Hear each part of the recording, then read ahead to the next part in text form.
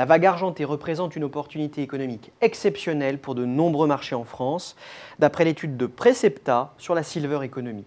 Il faut dire que la cible de marché est considérable. 20 millions de Français auront plus de 60 ans en 2030 à comparer à 15 millions aujourd'hui. Et les opérateurs se frottent déjà les mains, et pour cause. On parle d'un potentiel de 300 000 emplois d'ici 2020 et de 150% de croissance du marché des seniors d'ici à 2050.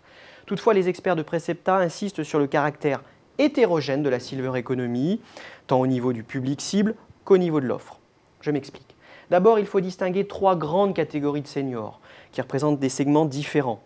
Alors que les seniors actifs profitent encore d'un certain confort en termes de pouvoir d'achat, les seniors fragilisés et les seniors dépendants sont une cible plus fragile et plus dépendante des aides publiques. Ensuite, cette économie recouvre des marchés divers et variés qui vont de l'habitat à l'alimentation en passant par les télécoms. Pour appréhender au mieux les enjeux stratégiques de cette Silver Economy, les experts de Precepta ont concentré leur analyse sur l'habitat, les services à la personne et l'e-santé, des marchés incontournables dans le recul de la perte d'autonomie et en faveur du bien vieillir.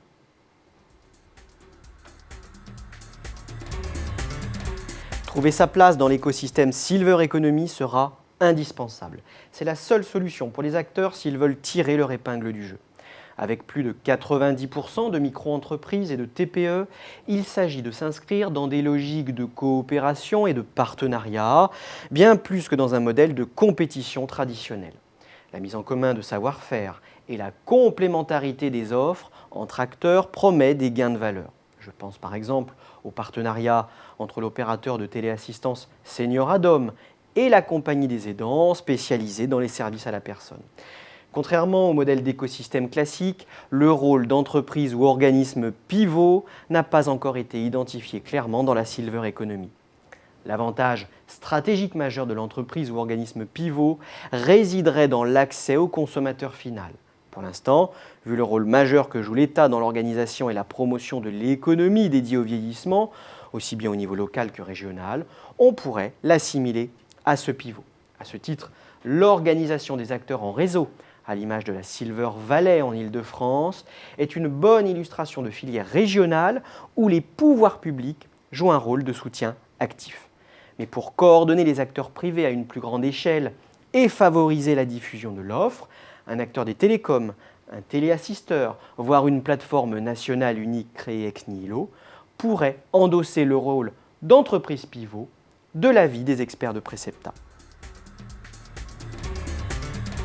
Dans ce contexte, et alors que les produits seniors souffrent d'une réticence à l'achat, l'essor du numérique ouvre de nouvelles perspectives pour la Silver Economy.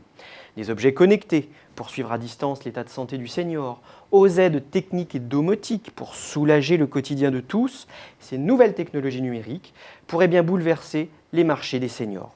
Il faudra bien sûr trouver des réseaux de diffusion à des produits et services pour les ancrer massivement et durablement dans les usages. Au carrefour des différents marchés de la Silver Economy, les résidences seniors se positionnent déjà comme de véritables intégrateurs de solutions.